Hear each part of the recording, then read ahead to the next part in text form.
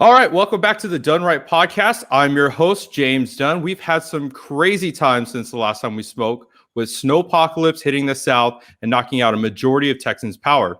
We saw finger pointing from the leftist morons like Alexandria Ocasio-Cortez, pointing out the need for the Green New Deal. She must have tweeted this from her closet because when she heard a noise from 3 blocks down. The leftists never seem to fail to seize an opportunity from catastrophe to power grab, and many of us saw this right through it, including our good old buddy Ted Cruz from Cancun. Today we have a special guest to talk more about this, Adam Korzeniewski, a former member of the Trump Treasury and Commerce Departments and a former U.S. Marine. Adam, thank you so much for joining us. Thank you for having me. Absolutely. And so, Adam, how does a Marine get into the Treasury and the Commerce Department? What was that journey like? So it's a very long story, so I'm glad everybody's sitting down. So after I got out of the Marine Corps, I had applied for college at a couple of universities, and I took a job as a defense contractor. And then the following week, after I took the job, I got a phone call saying I got admitted to Columbia University in New York City. So I was like one of the first around, maybe not the first cohort, but one of the early cohorts who actually got to go into an Ivy League school coming out of the military. And then from there, I worked a little bit in finance, interned a lot at various financial institutions, and I wasn't very happy with what I was doing. Politics was going on. A lot of things were happening really fast. You know, the President Trump went from candidate Trump to President Trump, really sparked a new energy in me to work in politics. So I left finance, became a political consultant, and I also at one point worked for the Census Bureau. Well, the Trump administration needed Republican experts on the census, and I was one of a handful of people out there who had any understanding of the census out there who were Republicans. And I get the phone calls from the White House saying, "Hey, we'd love for you to come down and interview with us this following weekend." It was actually about a year ago. Today, actually, I had my interview because it was right around CPAC timeframe. And then went to work at the Trump administration, went to work at the Commerce Department, and then focused on some various things there, mostly Census Bureau. And then I went over to the Treasury Department to work on various projects over there. And then obviously the things that happened around the election happened. And now I'm here speaking with you. Sounds great. So, Adam, we saw a lot of what happened with the Texas infrastructure crisis, and we saw a lot of finger pointing and blaming from leftists like Alexandria Ocasio-Cortez and the Squad talking about this points out the need for a Green New Deal, and that if they had green energy in Texas, that all this would have been avoided. Like, what's your take on that? So Texas is very heavily invested in green energy, probably to the detriment of themselves, really speaking. Here's the thing is, like take it back as a broader picture real quick. Whenever someone tells you green energy or Green New Deal, what it is a form of economic austerity.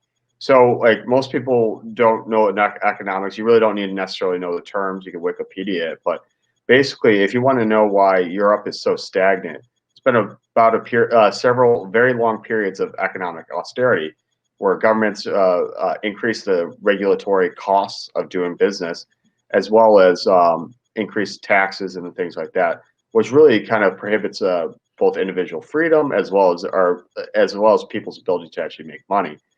And so, with this rhetoric around the Green New Deal, well, Texas is very invested in green energy.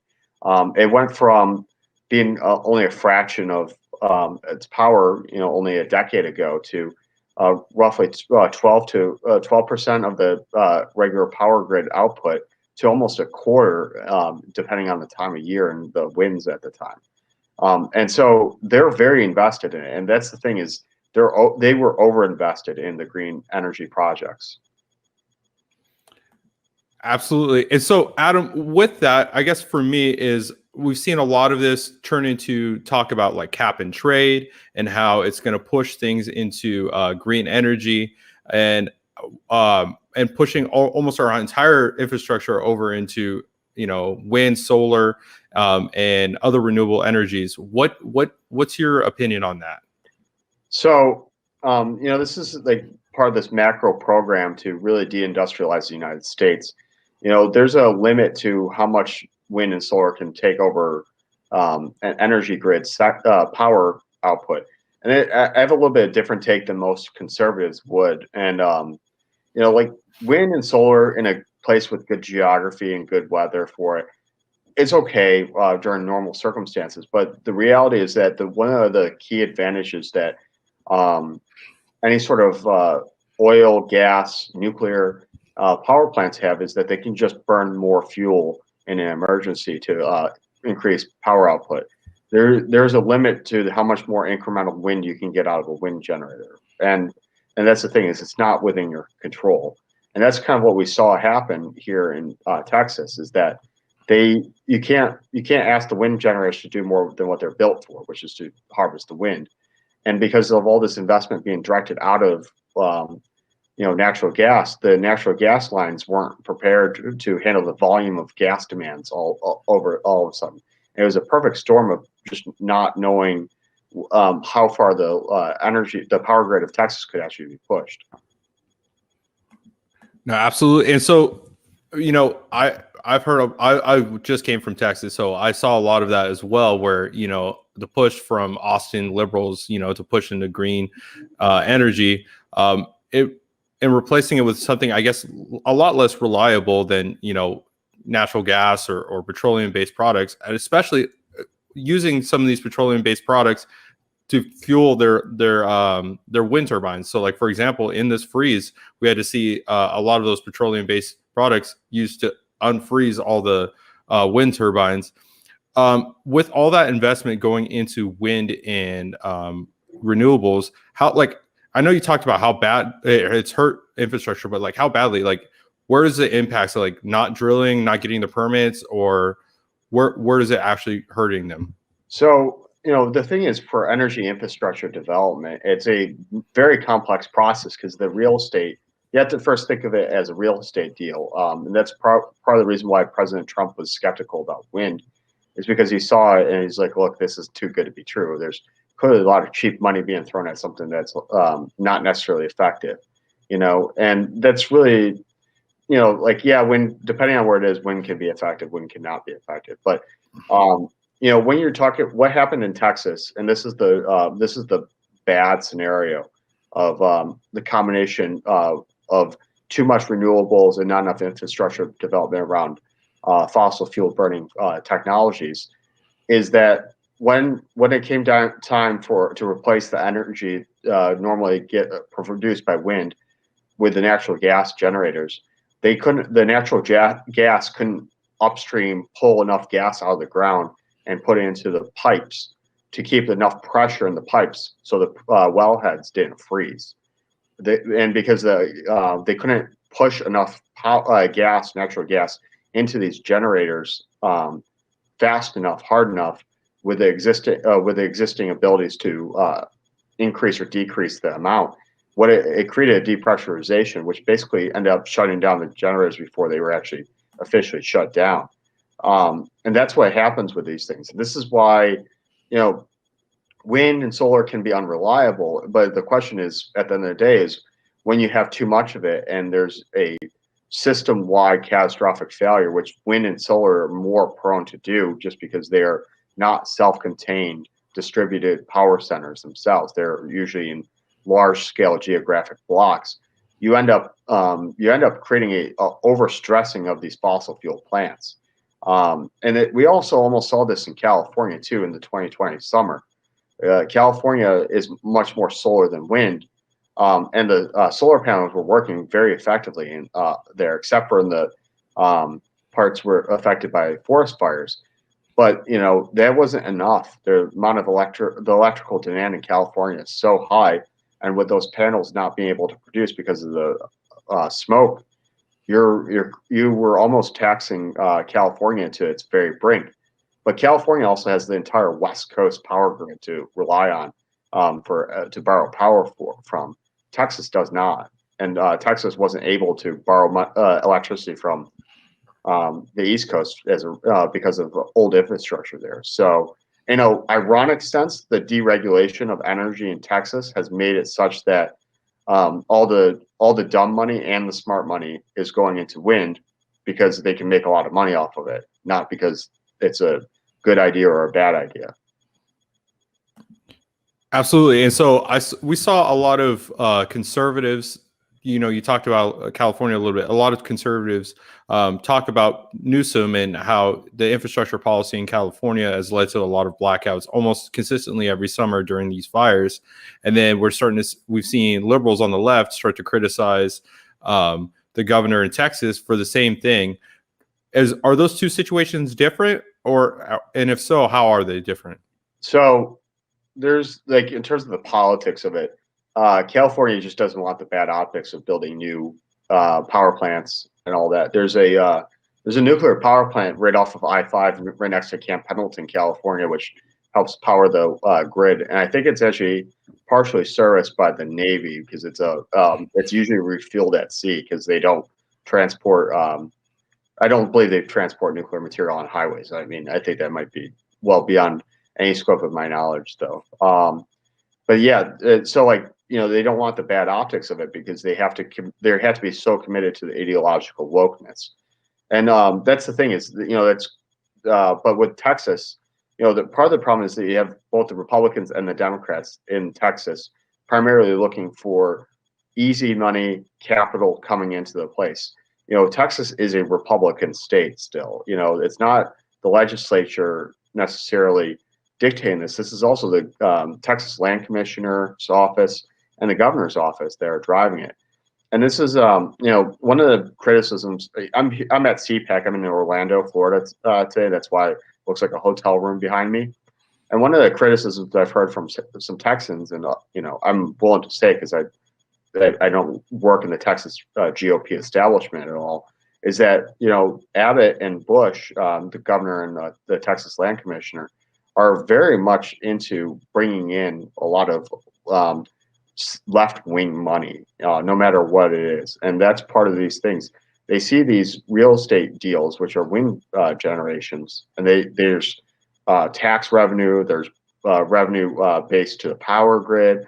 Whoever is the actual owner of the land gets to sell power to the Texas State Energy Company, ERCOT. So there's a lot of really weird things that are going on with the Texas story. That's also unique to Texas because California just can't. There's just too much grift in California for them to actually pull off some sort of like shady land deal like they could do in Texas. Absolutely. And so, Adam, what's the future? I guess, like, if Adam's king of the world for the day and he gets to choose how the United States, goes forward on their energy infrastructure.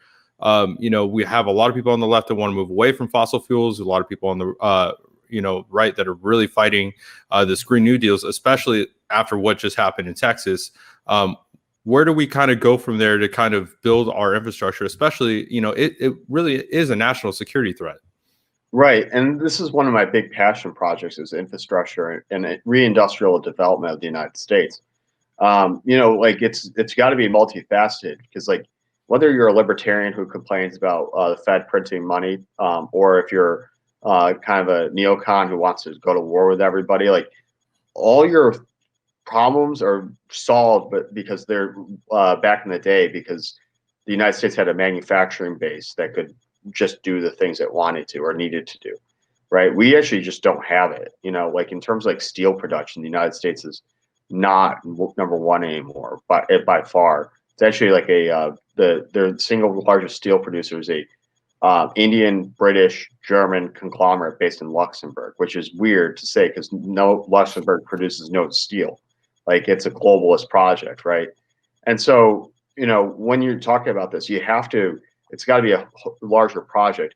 So there is some value to the green energy stuff because it's potentially, like, the windmills could potentially be less expensive than other things, right? Long-term projects. You can build them and you can take them down fairly easy versus a normal power plant. There's a flexibility potentially there. But at the end of the day, it's law of thermodynamics. You still have to heat something up to make it move a turbine really, really fast so you can create power out of it. And the United States needs that power and needs industrial development, reindustrial development, to make these infrastructure projects actually less expensive, as well as to be able to do more with it.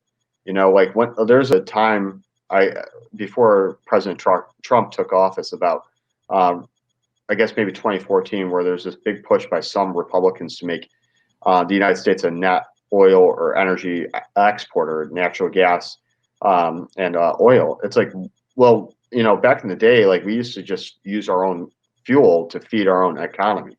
Why isn't our industrial economy growing at the rate to actually match that?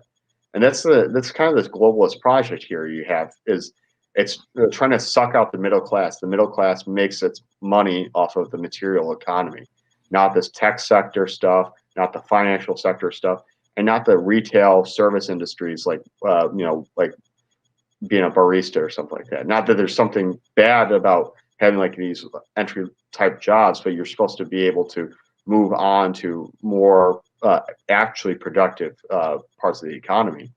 And they're making it's a deliberate effort to deindustrialize the United States. They want the United States to be actually as weak as possible.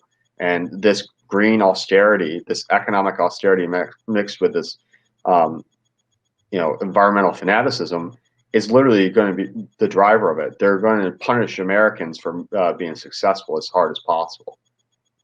No, absolutely. And so, we saw a lot of these middle class jobs moving over into China and India and other countries that I guess really don't necessarily need it as much as we do right now, especially with 800,000 people just filing for unemployment last month alone. How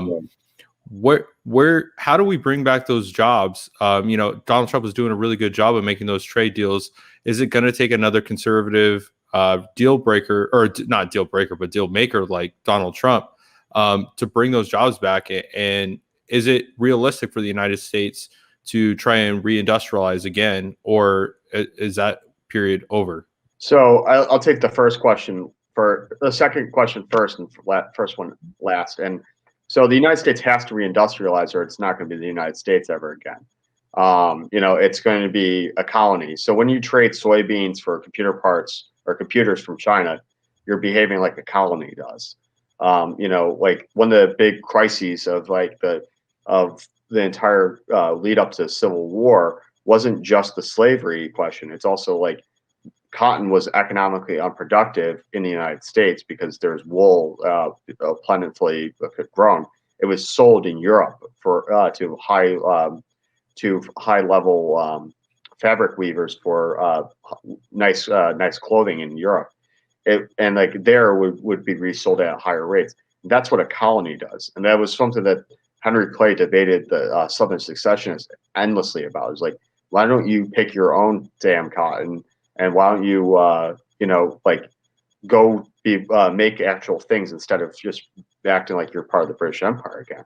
So the United States has to reindustrialize, otherwise we're going to slip. We're going to turn into a bigger version of the Great Britain. Great Britain is barely a shadow of its former self. On the other hand, what do I do if I'm in charge of things? Well, and what did President Trump do? And he started the brass tacks, which is endless multilateral negotiations.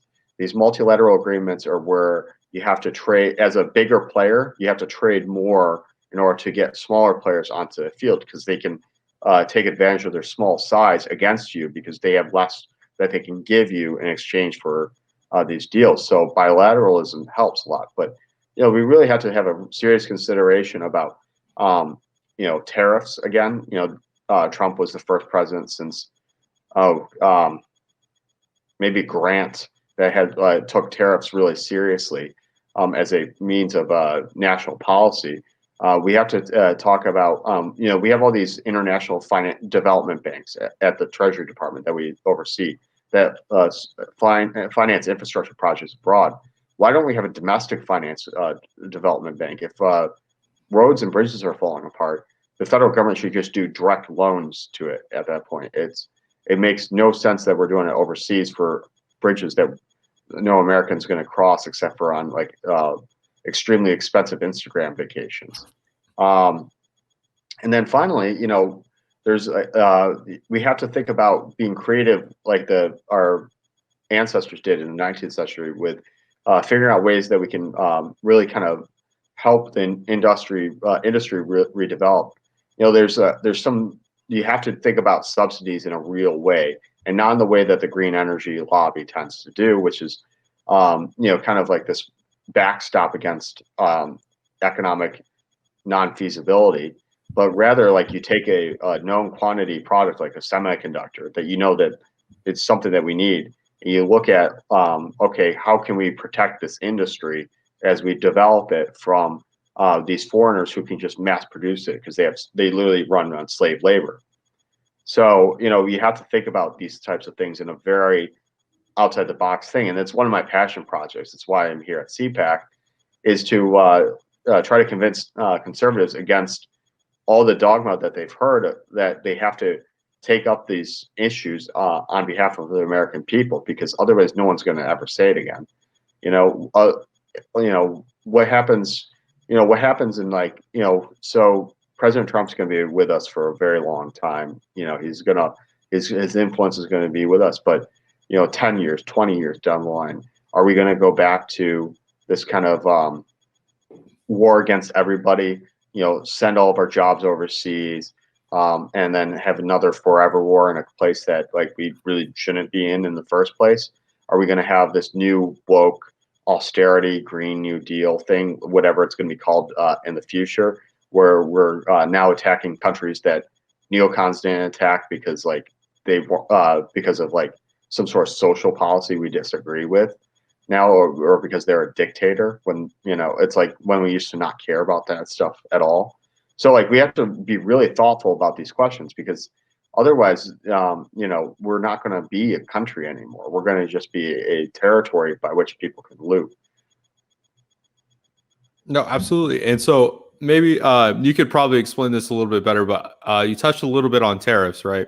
Yeah. And I hate when, well, not hate, but I hate when my liberal friends bring up tariffs, because it doesn't seem like they never can understand the benefits of tariffs, because they see that Donald Trump puts a tariff in, something gets a little bit more expensive, and they're like, oh no, well, the tariffs made it more expensive and it's driving all this out of, but the long-term cost of not having tariffs, can you explain that? Like, because it drives jobs out, it really kills the middle class by not having tariffs. Right. So like if like there's a lot of ways I can explain it. Like you know, I'll throw one for like the libertarians out there who might be watching. And so when you think about, if one of the big complaints is the constant use of the Federal Reserve to print money. Well, when you have a negative balance of trade, you have to be producing currency. You have to have some inflation so you can continue purchasing goods abroad, and then bring them here. You know, if you bring that more to parity, well, you don't have to inflate the dollar quite as much. You know, and so like you end up spending less long term in inflation costs to your dollar. And then when you have more jobs here for that people, those dollars stay here longer, as they're kept into the economy. Now you can overdo anything, right? Like, you know, North Korea is probably one of the best examples of really overdoing it in terms of protectionism. But you know, at the end of the day, it's like that's not what we're talking about. We're not trying to abandon the world. We're trying to maximally express American power. And so, you know, like it's like, oh, something's gonna be a little bit more expensive. It's like, okay, buddy, you know, like now everybody's a little bit richer. Sorry, like you know, people have benefited from it. And like talking about the liberal friends, and this is one of the really silly parts of it. You know, they have these Marxist professors going around telling them that like, oh, they're here to support and unite with the working class, but God forbid if we do anything that protect the working class jobs, because then that's just racism, apparently. You know, it's literally nonsensical. Like any sort of real Marxist would be like, the hell are you talking about? But they also don't really exist anymore. So. Yeah, absolutely. And I think for me, the biggest thing with keeping the middle class jobs is when you have that industrial, jobs. It's the upper mobility is skyrockets because it doesn't take a degree to go get a skill based job. You to go work in a trade, you go learn up, and then you become a manager, and then become a senior manager or whatever, and it becomes a lot more upper mobility for people. And as we've seen the industrial and the manufacturing jobs leave the United States, we've also seen that big disparity between the middle class and the 1% that they like to brag and bitch about. But so another thing is our infrastructure is huge national security threat, not only on the energy sector, but like for example, our servers. We're seeing a lot with this with Amazon Web Services. We're seeing it with big tech as well, with Parler and how they're dictating the market on how social media websites are working based off of their just mere percentage of servers owned. Does the United States need to raise more money in infrastructure for servers and more technical infrastructure, or just physical? So that's a really good question, and there's a huge component with both physical server and digital connections that needs to be more robust. Also, cybersecurity and how that relates to cybersecurity. The United States is, like, if you think of it in kind of a tech sense, is like a giant database, and we have very poor controls and controls around that information because it's for the most part in independent actors. Um, so yeah, we definitely do need to really start rethinking how we're doing server farms and how we're doing all the connections in terms of digital information. But I wish it was something that was a little bit more in my foray. But it's something that I know when I was at Commerce Department, they were starting to look at seriously. And that's one of those things that I hope should be bipartisan, is that this kind of digital infrastructure is going to be taken seriously. But I'm skeptical, not because that there's that all Democrats are bad or something like that, but rather like the priorities of this Biden administration aren't really thinking about how do we create infrastructure to help normal people. It's really kind of a question of how do we graft the system. No, absolutely. And so I guess for me is going forward, we've talked about bipartisanship with the conservatives. What do you think should be the first step for conservatives to move toward like a bipartisanship for like, a better infrastructure deal? Is there something that we could probably get with them that'll work going through? Because I know it's been so split lately, and just to get something through, maybe on something like infrastructure, where I don't feel like it's as heavily as polarized. Is there something that we could do that's more bipartisan on that? So if you asked me, like, if this was 2014 or earlier, that there would probably be a yes somewhere. But right now, so one of the things that had been going on in the Democrat Party for a while is a lot of the old guard who were working class Democrats, or at least paid lip service to that, are gone for the most part. When Jim Webb was left the Senate, so did a lot of other old, like, blue dog Democrats. And blue dogs, that's one of their big things, is supposed to be infrastructure. Well, they've gone all the way into woke politics. This is something that I talk about a lot, is the liberalism is an economic system too, right? Neoliberalism is an economic system. Like, these are things that the woke politics go hand in hand with the economics here. And the fact that these new left wingers are so committed to international corporations, and as well as their social policies are adopted by international corporations, should tell you something, that on the other side, there's almost no play at this point for any sort of real reform for manufacturing or infrastructure. So, eventually, I think the way to make it a bipartisan thing is to convince the Republican Party to adopt it, because it's going to swing purple voters, and that's something that the Democrats should cynically at least take up, because it's going to get those people going. But I think after the shovel-ready jobs thing of back when President Obama took office and did his infrastructure bill, and it went literally nowhere, I really don't think there's any sort of room for anybody right now to have a real discussion about a bill relating to it. Yeah, and you talked a lot about those purple voters. We're starting to see the Biden administration really alienate those purple voters with those union pipeliners. How is that going to have? Do you think that energy policy is going to have a huge impact on their middle class base in the future? Are we going to start to see more and more unions like go red because of it? I think there's a lot more red union voters out there than people give credit for. A lot of union rank and file people are naturally disgusted by their leaders. They don't even know how they actually became leaders of their unions. They're like corporations in and of themselves, and they want the union protections, but they don't want the people who are actually in charge of the unions now. But the thing is, like the Democrats have largely gutted their own middle class voters. They really talk. So there's this thing called the Schumer strategy, and I don't know if it's just Chuck Schumer's idea, but it might be. It's a brilliant idea. So there's actually there's reasons to believe it's Schumer's idea. The Democrats' base is either very low wage or extremely high bonus capital gains based compensation, right? And so, for the long time, they relied on industrial workers and union votes. Well, they still have the service unions, but they're losing the blue collar union voters. They're losing a lot of the middle class. They lost small business a long time ago.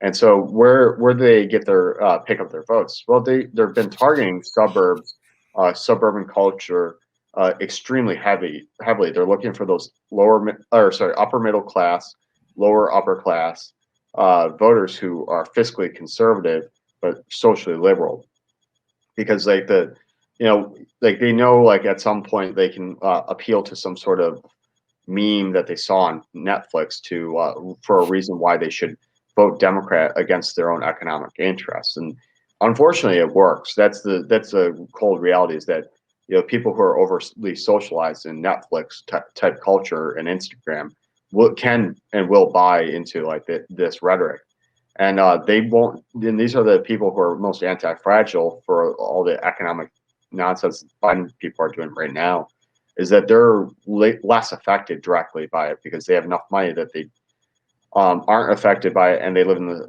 probably the nicer suburbs where it's not really a concern. They never really see anybody work with their hands in the first place. So it's a huge conundrum, and so I genuinely think that for the most part, whatever is considered middle class today, it's primarily Republican at this point, or completely purple.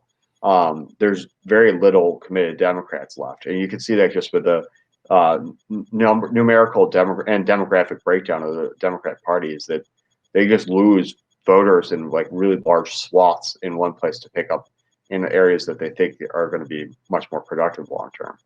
Absolutely. And so I love to pick your campaign political mind. I've also done some politics. I used to be like a data manager guy. And so I'm starting to see some things where I'm just at a point, you just throw out the data because you're like, well, I don't know what's happening with this. But like, for example, we're seeing the recall in California with Gavin Newsom, which is not something I would have ever expected from California. My hometown of Nevada, Las Vegas, we're starting to see a lot of service industry workers who, Steve Sisolak has shut down the service industry for so long that they're starting to become Republican. Are we going to start to see a reshifting of politics as we know it over the next couple of years? And do you think the Republicans take it back, or I've heard talks of a Patriot Party? Obviously you're at CPAC. I've seen some people take it seriously, some people not take it seriously. Where do you think we go 2022? So I take the Patriot Party thing seriously because I don't think you should do it. If I didn't take it seriously, I would not have an opinion on it. And that's the thing is, look, the Republican Party is your vehicle, and you have to live in the real world where it's like the libertarian wing managed to get crazy effectiveness. Yes, they have multi-billionaires helping them, but they just showed up to things, and that's a very effective tool, and they produce their own books. So like if you want to actually have a MAGA movement, you shouldn't be relying on old guard people to talk about how much they love Trump. You need to be talking about the policies that you liked about him and go to these things. And but in terms of realignment, so this is one of the things, like the census is being kind of delayed in terms of being released to the public. And part of there's a legal strategy potentially for these states to sue the federal government, and then the federal government releases it so that they can have some sort of like one up on these states, and then they kind of can manipulate the way that the census is actually interpreted across the country. But the census was like, the Democrats were very worried for a very long time about the census, that it could actually mean that they would, for the next 10 years, could quite possibly lose the House. And because just of how the population shifts, there's a federal requirement to gerrymander districts in particular ways. And because of the urbanization trend, a lot of these blue voters tended to congregate in very blue areas. And so it actually created these districts that are purple that are just lean more red. And so potentially the Republican Party could actually have a very dominant next 10 years in the legislature. But we'll see how that turns out. I hope they don't try to adjust it for everybody who was moved because of the coronavirus, because everything's been crazy. But at the end of the day, there could be a realignment. In terms of Gavin Newsom, they're trying to do the Gray Davis plan that happened against him in the recall back in Gray Davis in like 2007, 2008. Gavin Newsom's a real presidential candidate, and like he's one of the most real ones that they've had come up in a long time, who's reasonably young, and he's dangerous. And there's a faction of Democrats, and also the Republican Party, who know that. Gavin Newsom would be a very dangerous presidential candidate to beat, because he is charming, he's affable, and he comes from a very big state with huge donors. But that's the thing is, like, a guy like Gavin Newsom probably didn't want Biden and Harris to win, because he wanted to be able to run in 2024. And now that Harris is vice president and could quite possibly be president within this term, she doesn't want Gavin Newsom to be able to actually run against her in a primary, or look like a more likely presidential candidate than her. So there's a lot of things going on there. We might get lucky in that Gavin Newsom gets knocked out by the fact that there's a perfect storm of people who don't like him. In terms of people shifting right, I think there will be real protest votes as we move forward with these things. This is one of the places where Republicans stick into their guns on being like kind of laissez-faire with this stuff, is actually starting to work out long term. Is that it's quite possibly that all these Democrats who were complaining about not enough lockdowns are going to get punished very hard for overindulging this lockdown fantasy world. And some states like Nevada sounds very promising. I just don't know. It depends on where everybody's moved in the last year. That's the real question. Where has all the votes moved from since the last election? No, absolutely. And it's funny that you brought up the perfect storm with Kamala Harris and Gavin Newsom, because I know, that's just two butting heads, and the donors will win out on that one. Do you think we see I know he's being recalled. Do you think we see an actual removal of him from office, or do you think California is still going to stay that blue? I'm not sure. So I did some like mild analysis a while ago to prove like why Schwarzenegger could win. And it's because like at that time, not enough Republicans had left the state for them to never be able to win a free election where independents swing one way. And also at the same time, during that recall election we had in California, they had the Prop 8 thing, which actually moved a lot of Democrats over to the Republican side, because the Republicans were being called homophobic at the time, and like there's a chunk of California Democrats who are like did not want gay marriage in California. So there's a perfect storm there. I just don't know what the perfect storm would look like in California. It might be this coronavirus stuff, but the reality is like you have to. The squeeze has to get worse. I think really because there's the people who are most likely to leave a state because of economic issues, safety issues, those kinds of things are Republicans. And since in the last 10 plus years since Schwarzenegger won office, well, like a lot more Republicans have left California, so there might just not be enough Republicans to have a base against him, and that's the issue, right? There's just do they even have the numbers right there of people who can just toss Newsom aside? And I'm skeptical, but coronavirus lockdowns, a year ago I would never have believed them to be this bad. So, like literally it's 2021, and how many crazy things have happened, and it's been what I don't know, like 90 days into it so far. Yeah, absolutely. So, speaking of 21, we had some crazy stuff, and President Trump is no longer office. There's talks that he might run again in 2024. What's your opinion on that, and who do you think should run in 2024? Well, so I think I would love to see President Trump run again in 2024. It's completely up to his discretion. There's a lot of rumors about it. So one of my friends, he's been a presidential consultant since 2000. And he's one of the last remaining people who were part of that old gang of Republican presidential consultants who didn't go to the Lincoln Project. So he's still a Republican. He still hasn't done anything illegal or weird or questionable.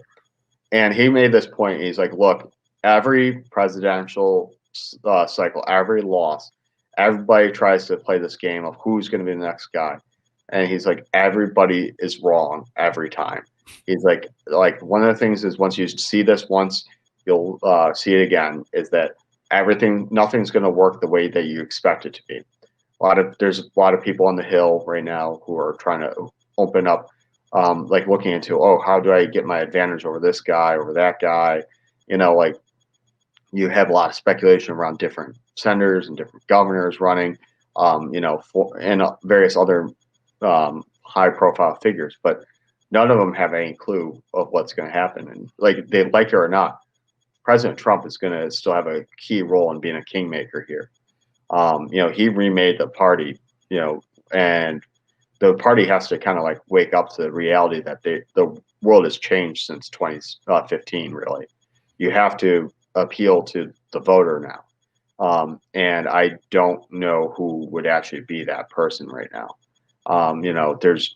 It's funny because it's I don't want to give away too much information because it's I was told in confidence, but I was telling one person about this one potential candidate, and I'm like, look, this person made himself look like a fuck. Go ahead. Hey, you're good. Absolute idiot. In the post January 6th shenanigans, by constantly appealing to these fake principles. Well, losing is not a principle, right? And just appealing to Democrat sensibilities is never going to get you another Republican vote. You have a PR crisis. That's what that's called. And these people need to kind of wake up and smell the roses that the world's changed and they can't play by the same old rule book. And I apologize for the almost slip there. Oh no, you're good. My good friend Daniel, the Korean conservative, dropped the F-bomb 27 times on the last episode. So excellent. Yeah. You're good. You're definitely the F-bomb guy. So no, you're good. So I guess you brought up the Lincoln Project. They're going to be there at CPAC.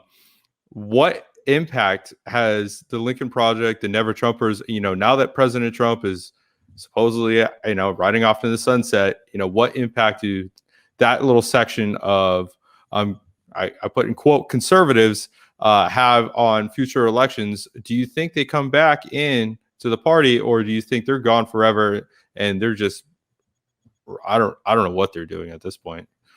So it's very complicated. So one of the reasons why so many Republicans, and you can list them, and they're very well known. The list is very long. Wanted Trump out of office is that if he got a second term consecutively, a lot of them would be just way too old to actually do anything about anything that he was supporting. Right? He would have made them irrelevant just through time.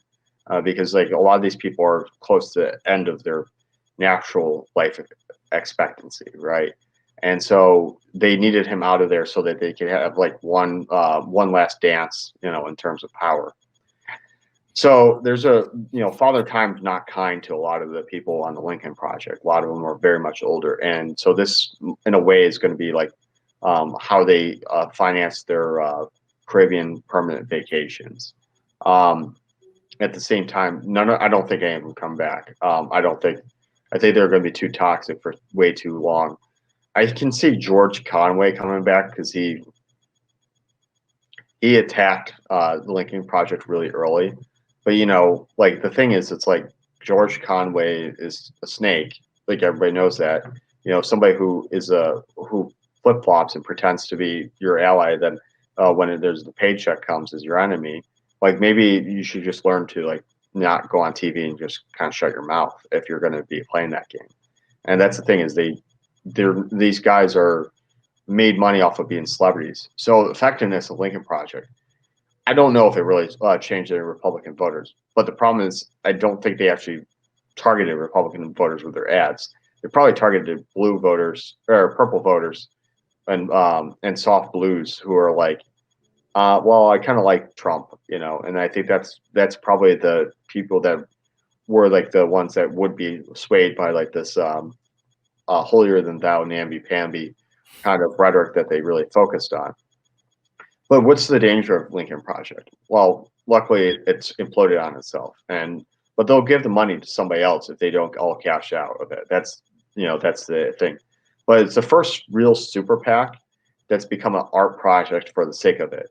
And this is one of the things that Republican donors don't get is that if you go to Soros or any of these people who are boogeymen at any given time on the right, and you say like, I want to create this nonprofit or this PAC to do this thing, they just throw the money at you, and if you're successful, they'll give you more money. On the right, there's like, oh, what's the deliverable? What's the specifics of this? What's that? What's this? It's like, well, like let me see what sticks on against the wall. Lincoln Project was a real like a political consultant and media consultants like dream where they had almost unlimited budget to do whatever they wanted, and whatever has come out of that is going to be the dangerous thing, because there's all these like soft left, ultra neoliberal, super mercenary organizations that come out of it and had a lot of money pumped into them to refine and develop their skills, have better equipment, everything about them in terms of their ability to actually produce ads and produce political content. And that's going to be the thing that's going to blow people's minds is like, wow, well, Republican donors have been, not wanting to do very much in off-season cycles. This Lincoln Project thing, which got way too much money to do nothing, practically speaking, for the 2020 campaign, is basically this political machine in of itself that can self-finance its way until it actually picks up clients whenever it does. And they're going to be able to pick up incredible clients just because of the fact that everybody knows who they are. They've branded and marketed themselves so well. And like, really, like all the criticism of the Lincoln Project has come from the Republican Party because like these people were former Republicans.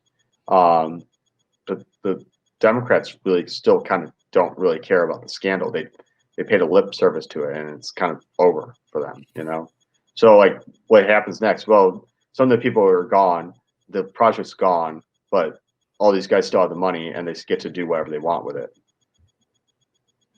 Absolutely, and I think one of the big things I would say is I guess the Republican Party is getting a lot younger and a lot more exciting as a result. You're starting to see a lot more of these candidates like Madison Cawthorn, Lauren Boebert, unfortunately at times like Marjorie Taylor Greene. So with that being said, do you think the establishment Republicans need to start looking out and that maybe the Lincoln Project might not be enough for them in primary season?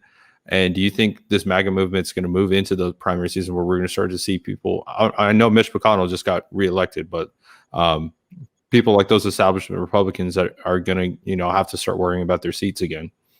Yeah, I think there are, especially the people who've been censured, those who voted against President Trump. especially for the shenanigans that have happened in the last couple weeks. But those people are they're looking at real threats. I don't imagine a lot of them staying around. One of the things is there's two New York congressmen, for example, who might just be redistricted out of their own district. Their districts will go from swing to soft blue, or either that, or they'll have to go against another Republican in a primary, and that's already established. And then it's just a question of whose name recognition's less tarnished by the goings on. But I don't expect many of these congressmen and women to actually stick around who went up against Trump. And there's not a lot of reason for them to do so. There's some donors out there who will just finance them because they voted against Trump. But there's a, like, to what end? It's like you're literally going against history. And so, like, in terms of the freshman class of congressmen and women, I think what's got to be talked about is that when you talk about these people, it's like they put themselves out there, and so Marjorie Taylor Greene touched the sun, as I like to say, is like, and she got burned by it, right? But at the same time, it's like she hasn't been completely canceled, and so there's a redemption story potentially there. But the fact that there's people willing to be that big of lightning rods in their brand new in Congress, and they might have guaranteed that they will never really do anything in Congress by sticking to whatever they said or whatever they did, or whatever have you, or just still being wacky no matter what their position is. That scares the establishment, that people are not willing to act like them when they get moved to there. It's the whole entire thing of, like, when Rome fell, like, the people in Rome were basically no longer Romans, and the barbarians that showed up had a completely different, like, lifestyle of living on the Roman frontier. They were more romantic, they're like Romanized than the people who were living in Rome by that point. And that their barbarous ways was like the ways that their Roman ancestors would be more familiar with. And so, like, the fact that there's a saying, there's things called sky people and dirt people. The fact that these dirt people come into the sky people lounge, the Capitol building, and act the way that they act around other dirt people scares them, because they're like, oh wow, these guys aren't afraid of our saying mean things about them and behind their backs. And it's like, no, they're not.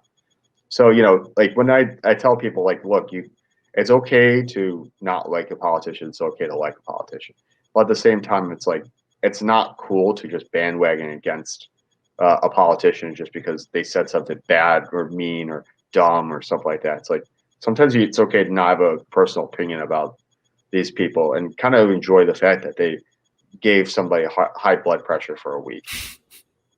No, absolutely. And so, kind of in closing, we'll start a little silly, but you've been in the Marines, you've been in politics. If you had to go back and do it all over again, where do you want to go? I know both of them are nuts. Well, so, like, this is the sad thing about the whole entire thing. Is like, when I was having drinks with my buddy, I'm not gonna say his name, at a party, his birthday party, and in a cabin in the woods. And he's like, I envy you. And he's very successful on Wall Street. And he's like, I envy you, because he's like, like, we went to Afghanistan together, and then we became friends, and, like, he went to school with me and all this. And he's like, you're actually doing things to actually defend the country, per se, more than what we actually did in Afghanistan. And I wouldn't trade it for the world. There's certain things I would probably try to do better, but at the same time, it's like, that's how you learn to be good at hard things later, is like the things that you kind of mess up around the edges. And I'm glad to be involved in politics. I'm glad to be doing this. I'm glad that people are listening to my message about reindustrialization of the United States. It's like, the only people that cared about it, like, 4 years ago, were nut jobs, the regular working person, and Donald Trump. And now it's become mainstreamed, and libertarians just don't know what to do with it. And it's hilarious. No, absolutely. Adam, thank you so much for joining us. So if people want to follow you, get more information, just see what you're doing. Where do they go? So I'm only on Twitter right now at real Adam K. I'll eventually create a website and all that, but I have no plans to do that anytime soon. Awesome. Thank you so much, Adam, for coming on. I appreciate it. Thanks everybody for tuning in to the Done Right Podcast. Make sure you follow us at Done Right Podcast or on Instagram, Done Right Show on Twitter. And then make sure you go to nrnplus.com to subscribe. It's only $9.99 a month or $74.99 a year. And really helps out independent journalists like us. But thanks everybody for tuning in. And thank you so much, Adam. Thank you for having me. It was a good time.